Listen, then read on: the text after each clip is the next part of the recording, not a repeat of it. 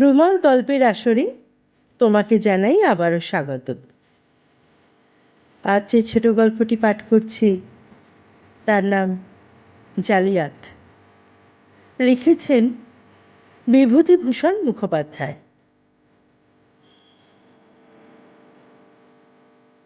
হায় পল্লীর দুলারি, সে আজ কলিকাতার বধূ। বোধহয় ভাবে, হায় রে রাজধানী পাষাণ কায়া, বিরাট মুঠি তলে চাপিতে দৃঢ় বলে, ব্যাকুল বালিকারে নাইকো মায়া। প্রাণ তাহার কাঁদে, কোথা সে খোলা মাঠ, উদার পথে ঘাট, পাখির গান কই, বনের ছায়া। কিন্তু ওই পর্যন্ত। ইহার বেশি আর কবিবরের মানসী প্রতিমার শীর্ণ এই মেয়েটির কিছু মেলে না। তাহার কারণ বোধহয় এই যে, প্রত্যেক ব্যাপারেই ইহার নিজস্ব মতামত খুব দৃঢ় এবং সুস্পষ্ট। যাহা ভালো লাগে তাহা চাই, যাহা ভালো লাগে না তাহা চাই না। সিঁদুরে আমের লোভে যেদিন গাছের মগডালে উঠিয়া জীবন সংকটাপন্ন করিয়াছিল, সেদিনও ছিল এই কথা। আর আজ ভালো না লাগার দরুন কলিকাতা ছাড়া চাই বলিয়া যেসব ফন্দি ফিকির মনে মনে আটিতেছে, তাহারও মূলে সেই একই কথা। মেয়েটির নাম চপলা। যখন রাখা হইয়াছিল সে সময় সকলের দৃষ্টি ছিল ওর মার কাঁচা সোনার মতো রংটির দিকে, এবং কাহারও আর সন্দেহ ছিল না যে এমন মার মেয়ের দেহলতাটির মধ্যে একদিন বিদ্যুতের চপল দীপ্তি শান্তশ্রীতে ফুটিয়া উঠিবে। মেয়েটি যেন তাহার স্বভাবসিদ্ধ অবাধ্যতার বশেই সবাইকে এই দিক দিয়া নিরাশ করিয়া দিল, কিন্তু তবুও নামটা রহিল সার্থক। আকাশের বিদ্যুৎ কেমন করিয়া যেন ওর শ্যাম দেহটুকুর মধ্যে আটক পড়িয়া গিয়াছে। তাই ওর মিহি ভ্রু দুটি কথায় কথায় অত কুঞ্চিত হইয়া ওঠে। কালো চোখের তারা অত চঞ্চল। ঠোঁটের কোণে আচমকা হাসি ফুটিয়া একটু রেশ না রাখিয়াই হঠাৎ মিলাইয়া যায়। কোণে দেখানোর সময় বাপ পরিচয় করিয়া দিয়েছিলেন, বড় শান্ত লক্ষ্মী মেয়ে আমার। এ আমি বড়াই করে বলছি না, বাড়ির বাইরে পা দেয় না। কলকাতায় বিয়ে হবার জন্যে যেন তৈর হয়েই জন্মেছে। আগা গোড়া বানানো কথা। ওর বাড়ি ছিল সদর রাস্তা বন বাদার দিঘির ধার। এখন সেখান থেকে তাহারা সর্বদাই ওকে যেন কান্নার সুরে ডাকিতে থাকে। আদুরে দুষ্টু মেয়ের শত অত্যাচারের দাগ স্নেহের পরতে পরতে আঁকা। আসন্ন বিচ্ছেদের সময় সেগুলোই রাঙাইয়া ওঠে। তবু মেয়ের বাপ তাহাকে বলিতেই হয়। বুঝেছেন কি না, আমার মার মতন শান্ত মেয়ে দুটি পাবেন না। এ কিন্তু নিজের মেয়ে বলেই যে বলছি তা নয়। প্রবঞ্চনা ধরা পড়িতে অবশ্য দেরি লাগে নাই। শ্বশুর আপিস হইতে ফিরিয়া বাড়ির চৌকাঠ ডিঙাইবার সঙ্গে সঙ্গেই ডাকেন, কই গো আমার শান্তশিষ্ট মাটি, কোথায় গেলে? চপলা যেমন ভাবে সেখানেই থাকুক, লঘু গতিতে আসিয়া হাজির হয়। লঘুগতি কথাটা মোলায়েমভাবেই বলা গেল, কারণ শ্বশুরের এই ডাকটিতে কলিকাতার এই অষ্টাবক্র বাড়িখানা হঠাৎ চপলার পক্ষে ঋজু সরল হইয়া যায়। কঠিন বিলিতি মাটির মেঝে বেলপুকুরের দেশি মাটির মতো পায়ের নিচে নরম স্নিগ্ধ মিঠে হইয়া ওঠে। সে একরকম গোটাকতক লাফেই শ্বশুরের নিকট আসিয়া পৌঁছায়। আবদারের ভৎসনায় চোখের তারকা নাচিতে থাকে। চাবির গোছা শুদ্ধ আঁচলটা মাটি হইতে তুলিতে তুলিতে বলে, না বাবা, আজ আপনি বড্ড দেরি করেছেন, তা বলে দিচ্ছি কিন্তু। হ্যাঁ, দেরি যে রোজ হয় এমন নয়, তবে এ মিলনটুকুর মূল্য অনেক। তাই উৎকণ্ঠার বশে পুত্রবধূর রোজই মনে হয় বড় দেরি হইয়াছে, তারই রোজ অনুযোগ। শ্বশুর রোয়াকে নির্দিষ্ট ইজি চেয়ারটিতে দেহখানা এলাইয়া দেন। বধূ পাখা আনিয়া হাওয়া করে, পায়ের কাছে বসিয়া জুতোর ফিতে খুলিয়া পা দুখানি খড়মের উপর বসাইয়া দেয়, চাদর খুলিয়া নামাইয়া ঝাড়িয়া ঝুড়িয়া রাখে। ধীরে ধীরে এইসব চলে আর গল্প হয়। ঠিক হলো বাবা, বড্ড যেন দেরি হয়ে যাচ্ছে। আমার আর মোটেই ভালো লাগছে না তোমার এই কলকাতা। হ্যাঁ, আর কিছু দেরি নেই মা, একটা বাড়ি খালি হলেই আমরা উঠে যাব। শ্বশুর বউয়ের পরামর্শ পাকা হইয়া গেছে, কলিকাতায় আর থাকা হইবে না। কলিকাতার বাহিরে বেশ পাড়াগা দেখিয়া বাড়ি দেখা হইতেছে, ঠিক হইলেই সব উঠিয়া যাইবে। বধূকে শ্বশুর কোলের কাছে টানিয়া লন, মাথায় ধীরে ধীরে হাত বুলান, করতল হইতে স্নিগ্ধ আশীর্বাদ করিতে থাকি। বাৎসল্যের প্রবঞ্চনায় মুখে শান্ত হাসি ফোটে। ভাবেন, এই দীর্ঘীকৃত আশার মধ্য দিয়া পাড়াগাঁয়ের স্বপ্ন কাটিবে। ক্রমে ক্রমে এই বাড়িরই ইটকাঠের সঙ্গে মনটা মায়ায় মায়ায় গাঁথিয়া যাইবে। স্বপ্ন কাটে না, বরং মনটা এদিকে বিরূপ হইয়া সেই স্বপ্নকেই মায়ার পাকে পাকে জড়াইয়া ধরে। অনামধেয় একটা জায়গা, কিন্তু কেমন করিয়া যেন মনের পটে তাহার একটা স্পষ্ট ছবি আঁকিয়া গিয়াছে। বেলপুকুরের সঙ্গে অনেকটা মেলে, ভিজে ভিজে কালচে মাটি, এখানে ওখানে গাছপালার ঘন সবুজ দেয়া ঢাকা, ওপরে আকাশে নীল আস্তরণখানি উপুর হইয়া পড়িয়াছে। পাশাপাশি দুটি কোঠা ঘর, সামনে পাকার ওয়াক। বিকালের পরন্ত রোদটি সেখানে জলজল করিতে থাকে। ওদিক পানে রান্নাঘর, সকাল সন্ধ্যায় তাহার গোলপাতার ছাউনি ফড়িয়া ধোঁয়ার কুণ্ডলি ওঠে। পাকা ঘরের পাশ দিয়া রাস্তা, সেই সদর দুয়ারে চৌকাঠ ডিঙাইয়া বাহির হইয়া গিয়াছে।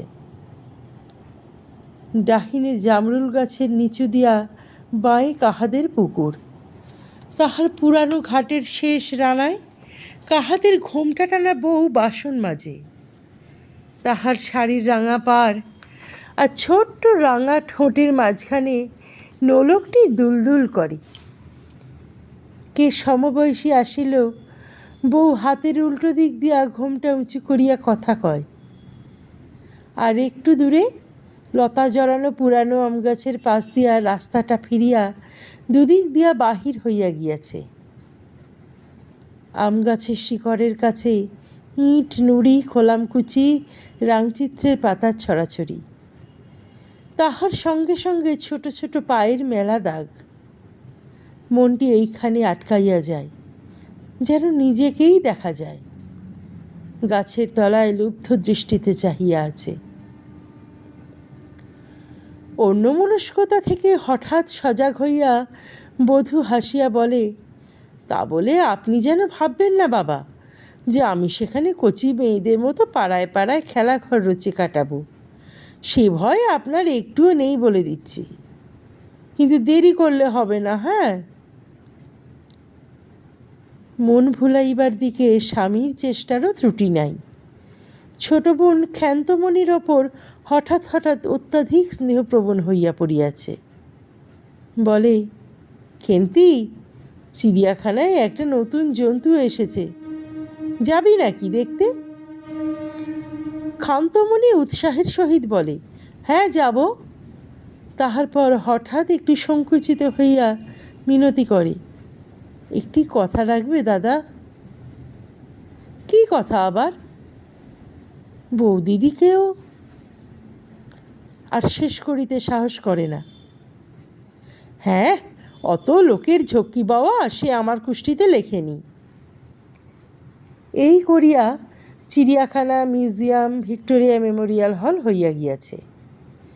রাত্রে স্বামী উৎসাহ ভরে বলে, এইবার কি দেখবে বলো? Dalhousie square, Howrah station? বধূ নাসিকা কুঞ্চিত করিয়া বলে, কিছু না, বলিয়া ফিরিয়া শোয়। অনেক সাধাসাধি চলে। কলকাতায় এত দেখার জিনিস রয়েছে, দেশ বিদেশ থেকে লোক আসছে দেখতে। গড়ের মাঠ, গঙ্গার জাহাজ, কত বড় বড় বাড়ি, উপরে চাইতে গেলে ঘাড় উল্টে পড়ে। পড়ুক গিয়ে ঘাড় উল্টে, যার স্বাদ আছে। আমার কলকাতার কিচ্ছু ভালো লাগে না, আমায় বাড়ি দিয়ে এসো। কলকাতার কিছুই ভালো লাগে না? আমরাও তো কলকাতার, আমিও তো। ঝাঁঝিয়া উত্তর হয়, তোমাদের কাউকে ভালো লাগে না। যারা কলকাতাকে ভালোবাসে তাদের দু চোখে আমি দেখতে পারি না। পরের দিন ভগ্নী স্নেহে আবার জোয়ার আসে। প্রশ্ন হয়, কই রে খেন্তি, শিবপুরে রামরাজতলার মেলা ফুরিয়ে এলো, একদিনও তো গেলিনি। দিব্যি পাড়াগে জায়গাটি, আমার তো বেশ ভালো লাগে। আজ 3 বৎসর দাদার খোসামেত করিয়া ফল হয় নাই। বলিলেই অজ পাড়াগাঁ ইঁদো ডোবা বলিয়া নাক সিটকাইছে। আজ বিধি এত অনুকূল, ক্ষান্তমণি হাতের কাজ ফেলিয়া ছুটিয়া হাজির হয়। হ্যাঁ দাদা, যাব। আরেকটি কথা দাদা, শুনবে? বৌদিদিকেও নিয়ে চলো দাদা, আমার দিব্যি। আহা বেচারি গো, পাড়াগের কথা বলতে বলতে আত্মহারা হয়ে ওঠে। দাদা রাগিয়া বলে, ওহ, আপনি পায় না, আবার শঙ্করাকে ডাকে, এই জন্যে তোকে কোথাও নিয়ে যেতে ইচ্ছে হয় না।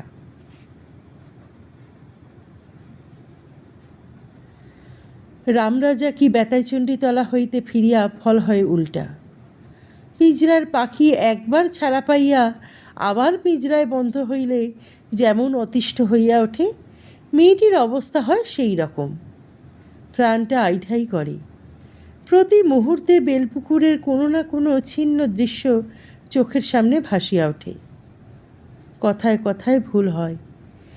ঝিকে ডাকিতে বাপের বাড়ির দাসী প্রদীপিসির নাম মুখে আসে। ননদকে ডাকিতে বাহির হইয়া পড়ে, সই।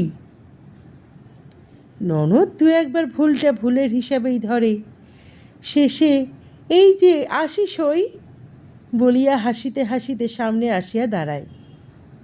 বলে, মরণ? বলি, তোমার হয়েছে কি আজ? দাদা এলেই বলবো। তোমার বুনো হরিণকে বনে ছেড়ে দিয়ে এসো। বন্য মৃগ নিজেই সে ব্যবস্থায় তৎপর হইয়া ওঠে। কলিকাতায় থাকা চলিবে না, কোনো মতেই নয়। শ্বশুরকে বলে, আমি বলছিলাম বাবা। হ্যাঁ মা, বলো।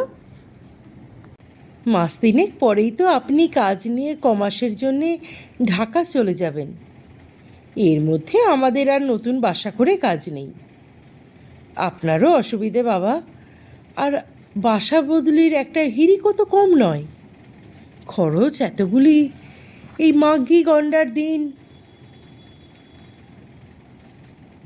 শ্বশুর নিজের চিকিৎসায় একরকম আশু সাফল্যে উল্লসিত হইয়া ওঠেন। শুধু পাড়াগাঁয়ের নেশা কাটিয়া যাওয়া নয়, সঙ্গে সঙ্গে গৃহিণীপনার গাম্ভীর্য আসিয়া পড়া। বধূর মাথাটি নিজের বুকে চাপিয়া বলেন, ঠিকই তো মা, দেখো তো, কথাটা আমার মাথাতেই ঢোকেনি। আর বুড়ো হতে চললাম, এইবার মাই তো আমাদের বুদ্ধি দেবে, তাই কি না? আমি তাহলে ওদের খোঁজাখুঁজি করতে বারণ করে দেব। ঢাকা থেকে ফিরে আসি, তখন বরং একটা পাকা রকম ব্যবস্থা করা যাবে, কি বলো?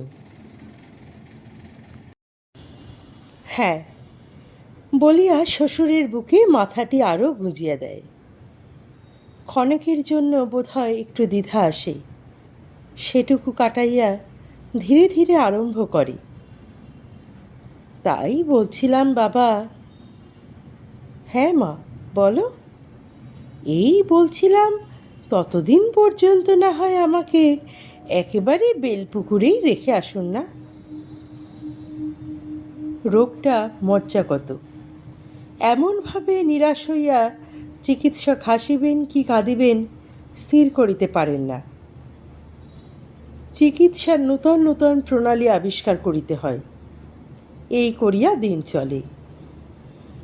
শ্বশুরের পাঠানোর যে সেরকম গা নাই, এই কথাটা ক্রমেই স্পষ্ট থেকে স্পষ্টতর হয়ে ওঠে।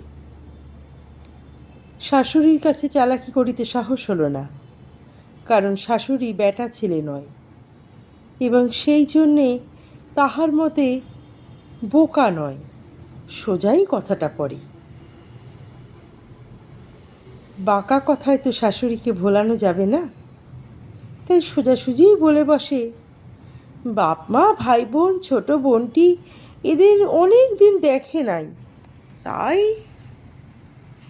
শাশুড়ি চোখ কপালে তুলিয়া বলেন, ও মা, অমন কথা বলো না বৌমা। এই তো কটা মাস হলো তুমি এসেছ। আমি সেই মোটে 9 বছরের মেয়েটি শ্বশুর ঘর করতে এলাম, আর ঝাড়া 3টি বছর কাটিয়ে।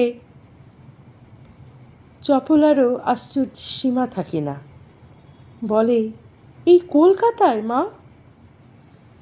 পোড়া কপাল, কলকাতা কোথায়? তাহলে তো বাঁচতাম।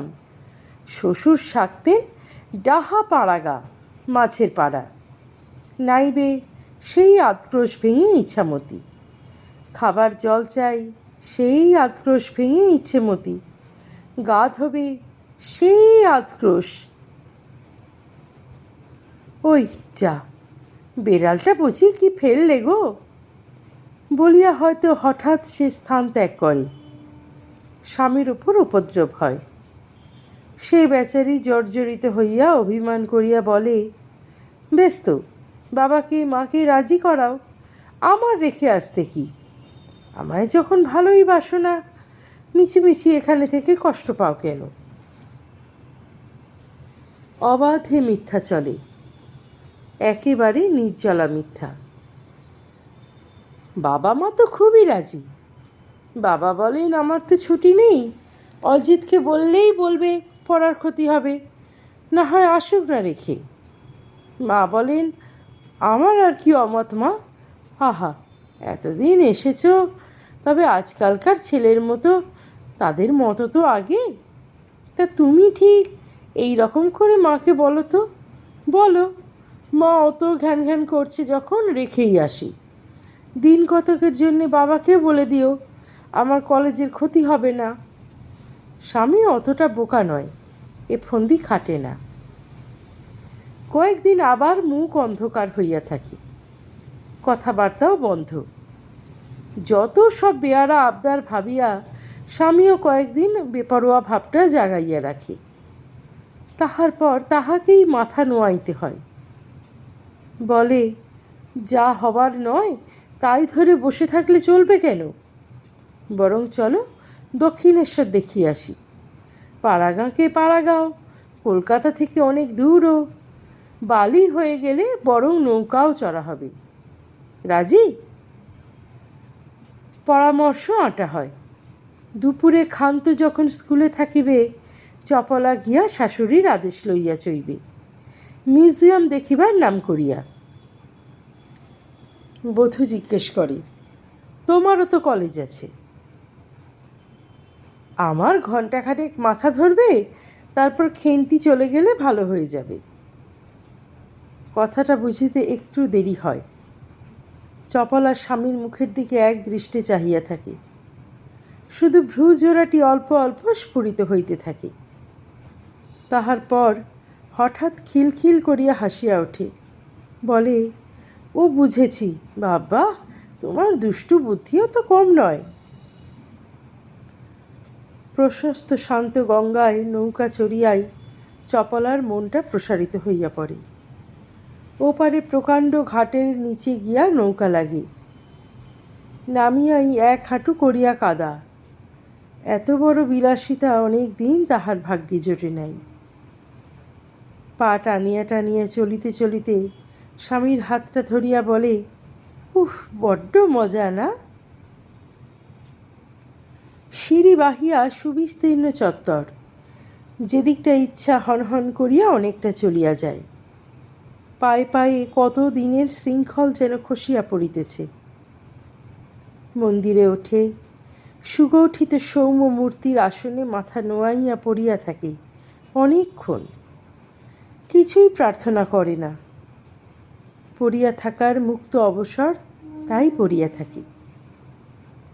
গঙ্গার ধারে ধারে পরিষ্কার চওড়া রাস্তা, ঘন আম গাছের মস্ত বাগান, পাতার গাঢ় সবুজে সবুজে যেন অন্ধকার হইয়া গিয়াছে। পিছনে আয়ত পুষ্করিণী, বেলপুকুরের দিঘির মতো একটু ছোট এই যা, তবে ক্রমাগত ঘোরে একটি মুক্ত বেগ চঞ্চল প্রাণ প্রতি মুহূর্তে দেহতটে আসিয়া উচ্ছ্বলিত হইয়া পড়ে। চপল অঙ্গবিক্ষেপে প্রগলভ হাসিতে, কথার অসংযত স্বরে মাঝে মাঝে পিছন ফিরিয়া চাহিয়া বলে ওঠে, কই গো, ও মা, এখনো ওখানে? পুরুষের পা নাকি? পুকুরের ঘাটে আসিয়া বসিল। পা দুলাইতে দুলাইতে পাশের লতাগুল্মের সঙ্গে স্বামীকে পরিচিত করিয়া দিতে লাগিল। ওটা ঘেঁটু। ঘেঁটু ফুল মহাদেব খুব ভালোবাসেন। সত্যিকারের মহাদেব নয়, খেলাঘরের মহাদেব। আচ্ছা, এর মধ্যে অমূল্যলতার গাছ কোথাও দেখার দিকিন? কত বুদ্ধিমান দেখি। পারলে না তো? ওই দেখো, কলকে ফুলের গাছটার মাথার ওপরেই হলদে হলদে। ভয়ঙ্কর বিষ মশাই, একটু যদি পেটে গেল তো বাড়তে বাড়তে। ওগো, ওমা, তো কুচকম্বলের চারা। নিশ্চয়ই একেবারে নিয়ে আসি তুলে। উৎসাহের সঙ্গে নামিয়া ক্ষিপ্র গতিতে পুকুর পাড়ের জঙ্গলের দিকে চলিল। ঝিরঝিরে পাতা ছোট চারা গাছটি হাওয়ায় নধর ডগাটি একটু দুলিতেছে। কাছে গেল তুলিবার জন্যে, ঝুঁকিয়া কি ভাবিয়া থামিয়া গেল। তাহার পর ধীরে ধীরে আসিয়া আবার শানের বেঞ্চিটার ওপর বসিয়া পড়িল। স্বামী হাসিয়া বলিল, কি হলো আবার? খেয়ালি মেয়ে? না, থাক। কলকাতার সেই টবে তো আমার মতন দুর্দশা হবে বেচারির। দুজনেই খানিকক্ষণ চুপ করিয়া রহিল। একটু পরে চপলার স্বামীর হাতটা নিজের কোলে লইয়া বলিল, এক কাজ করলে হয় না? বলছিলাম কি, আমায় এই দিক দিয়েই বেলপুকুরে রেখে আসবে?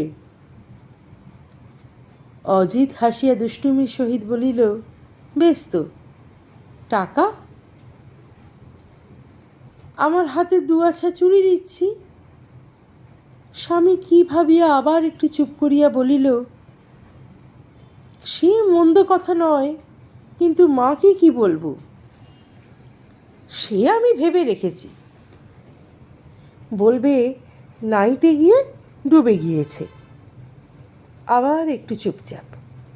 চপলা তাগাদা দিল, কই, কি বলছো?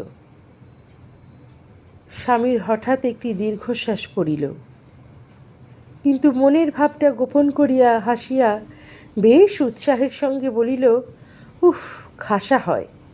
কিন্তু তারপর অনেক দূর গিয়ে ভেসে উঠব। আমায় একজন মাঝি তুলবে, একটু চোখ খুলে বেলপুকুরের নাম বলবো। নভেলে যেমন হয় গো। নভেলে মিউজিয়ামের কোঠা বাড়িতে কেউ ডুবে মরে না। চলো, ওঠো, অনেক বেলা হয়েছে। বলিয়া স্বামী উঠিয়া পড়িল। শ্বশুর শাশুড়ি স্বামী সবাইকেই বোঝা যায়। চপলা মনে মনে বলে, খুব চালাক সব। আচ্ছা, আমিও কম শেয়ানা নই, দেখি। বাবার কাছে গোপনে পত্র যায়, কাঁদুনিতে মিথ্যা কথায় ভরা।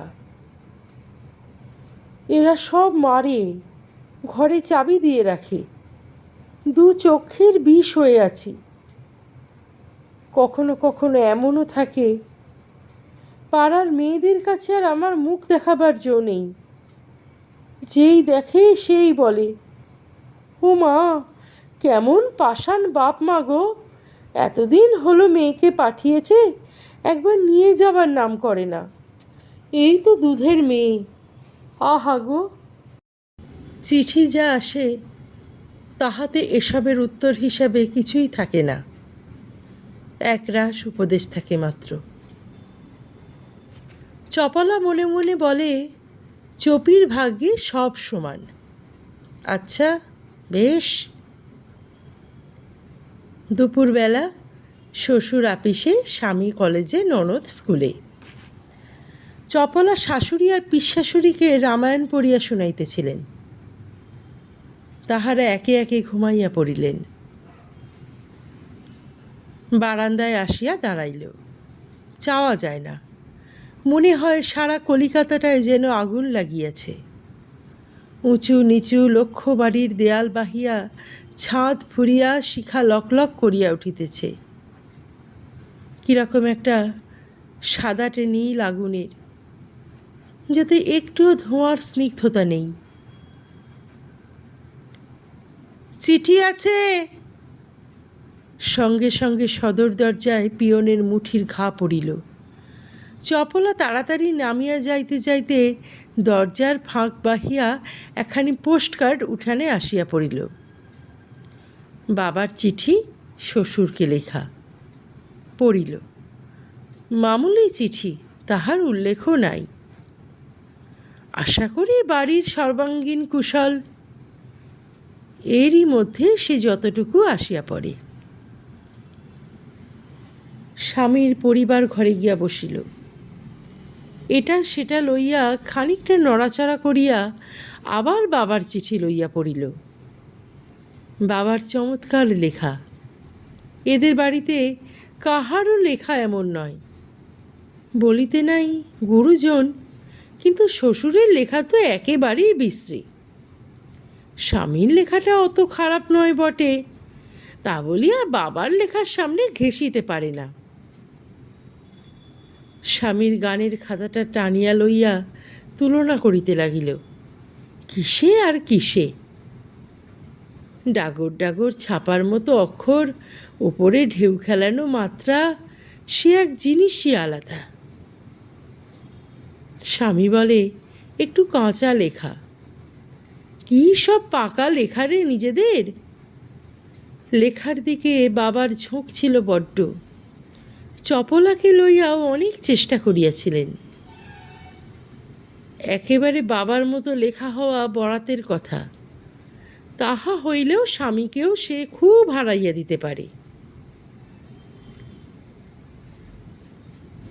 লেখার কথাতেও বেলপুকুর আসিয়া পড়ে। বাবা মার মধ্যে তর্ক হইতেছে।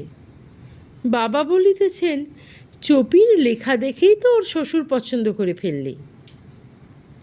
মা বলিতেছেন, আহা, ওর অমন চোখ মুখ গড়ন, তা বুঝি কিছু নয়।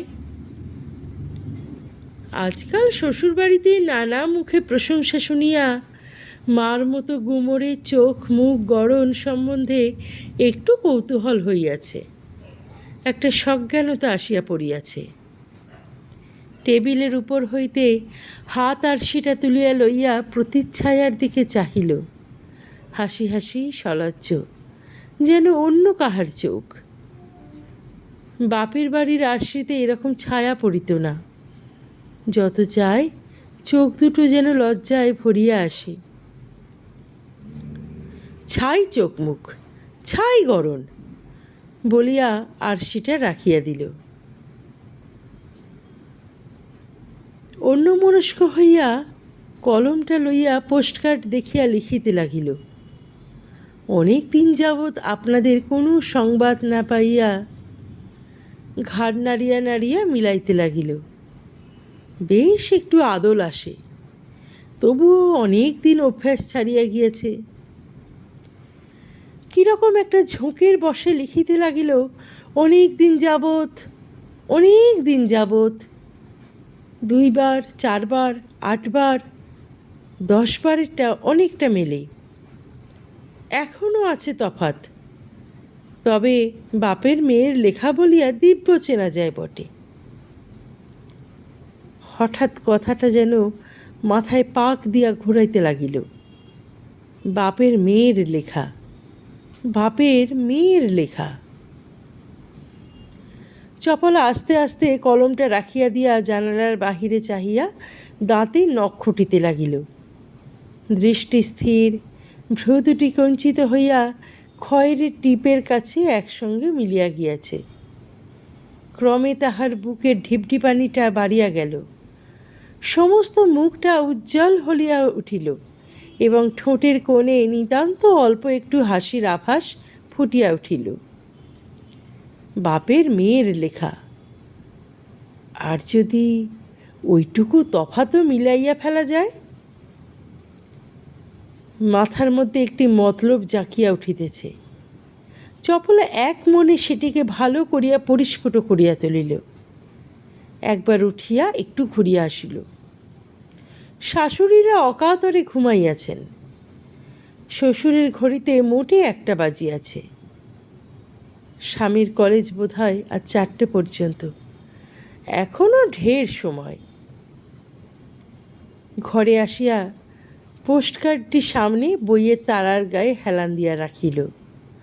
তাহার পর কতকগুলি কাগজ লইয়া ইস্তক শ্রী শ্রী দুর্গাসহায় থেকে শ্রী অখিলচন্দ্র দেব শর্মণ পর্যন্ত সমস্তখানি নকল করিতে লাগিয়া গেল। 2টা বাজিয়া গেল, 2:30, 3টা। কপালের ঘাম মুছিয়া মুছিয়া আঁচলখানি ভিজিয়া গিয়াছে।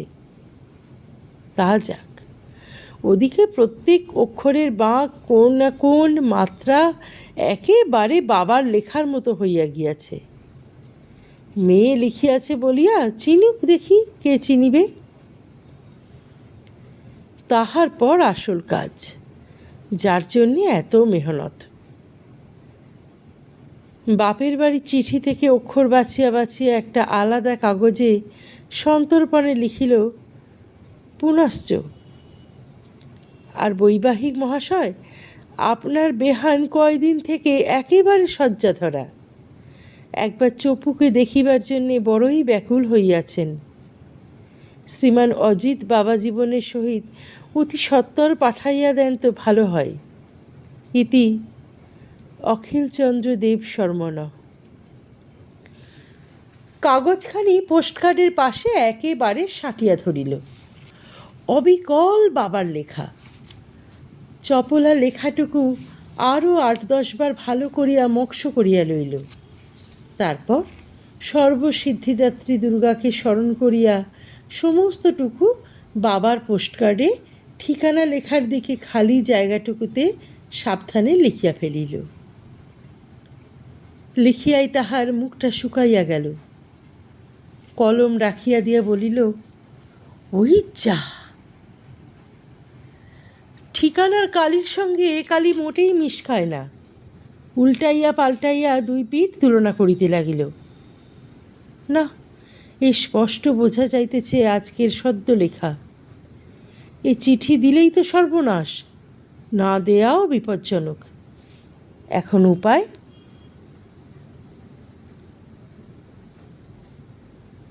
চপলার এখনো পর্যন্ত বিশ্বাস, মা দুর্গা নিজের অন্যায়টুকু বুঝিতে পারিয়া হঠাৎ তাহার মাথায় আরও একটু বুদ্ধি আনিয়া দিলেন। সে তাড়াতাড়ি নিজের ঘরে গিয়া বাক্স খুলিয়া একটি চিঠি বাহির করিল। কাল দুপুরে বসিয়া সইকে খানিকটা লিখিয়াছিল, এখনও শেষ হয় নাই। কম্পিত বক্ষে চিঠির ভাঁজ খুলিয়া পোস্টকার্ডে বাবার লেখার পাশে ধরিল। একেবারে এক কালি। আশ্বস্ত হইয়া নিজের মনে বলিল, মাঝে বলেন ভালো কাজে বিঘ্নি অনেক, তা মিছে নয়। যাক, কেটে গেল। বিকালে আসিয়া শ্বশুর অভ্যাস মতো জিজ্ঞাসা করিলেন, আজ কোনো চিঠি ফিটি এসেছিল নাকি গো শান্তমা? চপলা একটুও দ্বিধা না করিয়া উত্তর দিল, কই না তো বাবা। দুরকম কালির গরমিল মিটাইয়া চিঠিটা আসিল তাহার পরদিন। উঠানের একপাশেই পড়িয়াছিল, শাশুড়ি তোলেন। শ্বশুর বালিশের নিচে আপিসের চাবি রাখিতে গিয়া আপনিই পাইলেন। চপলা সেদিন বাড়িতে ছিল না তখন। পাশের বাড়ি হইতে বেড়াইয়া আসিয়া নিজের ঘরে ঢুকিয়া পড়িল। কেমন যেন শ্বশুরের সামনে আসিতে পা উঠিতেছে না, বুকটা ধরাস ধরাস করিতেছে। ডাক পড়িল, কই গো চঞ্চলা মাকে আজ দেখতে পাচ্ছি না কেন? যতটা সম্ভব সহজভাবেই আসিয়া দাঁড়াইল। কি বাবা বলিয়া মুখ তুলিতেই চোখের পাতা কিন্তু নামিয়া আসিল। অমন শুকনো কেন মা, আজ ঘুমোওনি না? এই দেখেছ দুষ্টু পাড়া বেড়ানি মেয়ের কাণ্ড। কাছে টানিয়া লইলেন। অসুখ করবে যে, বাবার চিঠি এসেছে দেখেছ? কই না। চোখ তুলিতে তুলিতেই আবার নামিয়া পড়িল। মুখটাও একটু রাঙা হইয়া উঠিয়াছে। শ্বশুর দেখিলেন, পাগলি মেয়ে, বাপ লইয়া যায় না বলিয়া চিঠির নামেই অভিমান। কটা দিনই বা সে আসিয়াছে, তাহা তো হিসাব করিয়া দেখিবে না। বলিলেন, এসেছে, আর তোমায় একবার নিয়ে যেতে লিখেছেন বেহাই মশাই। আসল কথাটাই জানাইবেন কিনা ভাবিতে লাগিলেন। কদিন ধরে শয্যা ধরা, বেশ ভাবনার কথা। বলিলেন, বেয়ান ঠাকুরনের একটু অসুখ লিখেছেন, কিন্তু কেমন যেন একটু খাপচারা খাপচারা। হঠাৎ শেষের দিকে পুনশ্চ দিয়ে একটু লেখা। আর এই যে সেদিন চিঠি এলো, কিছু তো লেখেননি। যাই হোক, অজিত গিয়ে একবার তোমায় রেখে আসুক। সফলতার আনন্দে শরীর মনের সংকোচ কাটিয়া যাইতেছে, বুদ্ধিও খুলিতেছে। চপলা বলিল, খাপছাড়া যে বলছেন বাবা, মনটা বোধহয় সুস্থির নেই। আর আগে লেখেননি। বাপের অসঙ্গতির জন্য কন্যার দুশ্চিন্তা লক্ষ্য করিয়া এবং অদ্ভুত জবাবদিহি শুনিয়া শ্বশুর হাসিয়া উঠিলেন। বলিলেন, বাপ নিশ্চয়ই গাঁজা টাজা খায়, উল্টা সোজা জ্ঞানগম্যি নেই। যাক, কথাটা চপলা পূর্বে অত খেয়াল করে নাই। বাবার গাঁজাখুরির অপবাদে যদি আপাতত ওটা চাপা পড়ে তো তাহার আপত্তি নেই। মনে মনে খুশিতে হইয়া বলিল, যান, ঠাট্টা করছেন আপনি। মনে পড়িল একটা কথা জিজ্ঞাসা করা হয় নাই, যাহা প্রথমেই জিজ্ঞাসা করা উচিত ছিল।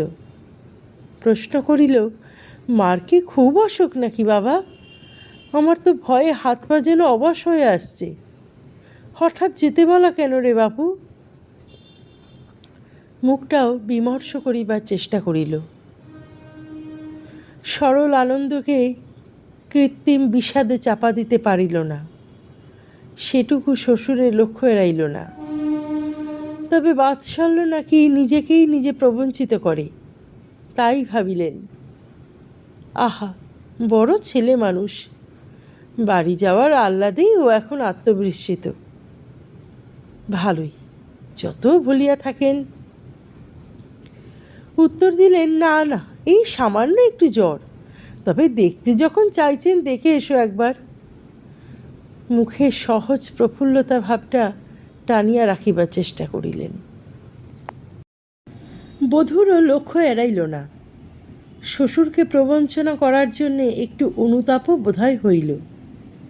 আহা, বুড়া মানুষ, তার গুরুজন। কিন্তু তখনই মনে পড়ল আর একটু প্রবঞ্চনা করা দরকার, উচিত হিসাবেও। আবার এই গোলমেলে চিঠিটা হস্তগত করিয়া ফেলিবার জন্য। বলিল, কই, চিঠিটা তো দেখলাম না বাবা, কি লিখেছেন দেখি না একবার। শ্বশুর বলিলেন, হ্যাঁ, এই যে। এ পকেট সে পকেট খুঁজিলেন, বলিলেন কোথায় যে রাখলাম দেবক্ষণ খুঁজে। ভালোই আছেন, এমন কিছু নয়, যাও একবার পাঁজিটা নিয়ে এসো দেখি। ভাবিলেন একেবারে শয্যাধরা লেখা রহিয়াছে, চিঠিটা দেখানো ঠিক নয়। আহা, নিতান্ত ছেলে মানুষ, এক্ষেত্রে একটু প্রবঞ্চনা করিয়াই ভালো। করিলেনও। বাক্সপত্র গুছাইতে গুছাইতে আবার হঠাৎ একটা কথা মনে উদয় হইয়া চপলার সর্বশরীর যেন শিথিল করিয়া দিল। শ্বশুর যে বাবাকে চিঠির উত্তর দিবেন, তাহা হইলেই তো সব কথা ফাঁস হইয়া যাবে, আর তাহার পর যে লাঞ্ছনা, যে কেলেঙ্কারি, তাহা ভাবিতেও গা শিহরিয়া ওঠে। এমনই সময় এমন অবস্থা যে মা দুর্গাকে খোসামত করিলেও কোনো সুরাহা হইবার নয়। মরিয়া হইয়া ধিক্কার দিল। এই ছিল তোমার মনে মা, শেষকালে? তোমারও তো বাপের বাড়ি আছে, পাগলের মতো ছুটে আসতে হয়। যুক্তিটা নিশ্চয়ই মা দুর্গার মর্মে লাগিল। প্রথম ঘোরটা কাটিয়া গিয়া চপলার মাথাটা একটু পরিষ্কার হইল। শ্বশুরের কাছে গিয়া বলিল, বাবা, বলছিলাম যে। হ্যাঁ মা, বলো। এই বলছিলাম, আপনি বাবাকে চিঠিটা লিখে আমায় দিয়ে দেবেন, আমিও তার উপর দুটো কথা লিখে ডাকে। চিঠি লিখে তো কোনো ফল হবে না মা, তোমরা তো কাল সকালেই যাচ্ছ, তাই ভাবছি। হ্যাঁ বাবা, থাক। একটি স্বস্তির নিঃশ্বাস পড়িয়া বুকটি হালকা হইল। তাই ভাবছিলাম একটা না হয় টেলিগ্রাম। সর্বনাশ! চপলা একেবারে চোখ কপালে তুলিয়া বলিল, টেলিগ্রাম? হ্যাঁ মা, তাই ভাবছিলাম, কিন্তু হিসেব করে দেখছি সেও তো তোমাদের গায়ে তোমাদের আগে পৌঁছবে না। আরেকটি স্বস্তির নিঃশ্বাস। বাবা, ফাঁড়া যেন কাটিয়াও কাটে না। তাড়াতাড়ি বলিল, হ্যাঁ বাবা, আর মিচিমিচি পয়সা খরচও এই মাগি গন্ডার দিনে। বুদ্ধির জোয়ার নামিয়াছে। একটু থামিয়া বলিল, আর এও তো ভেবে দেখতে হবে বাবা, মার অমন অসুখ, এর মধ্যে খুট করে এক টেলিগ্রাম, শেষকালে কি হতে কি হয়ে পড়বে আপনি বলুন না। তার চেয়ে আমার হাতে বরং ভালো করে একটা চিঠি লিখে দেবেন, আমি গিয়েই বাবাকে দিয়ে দেব।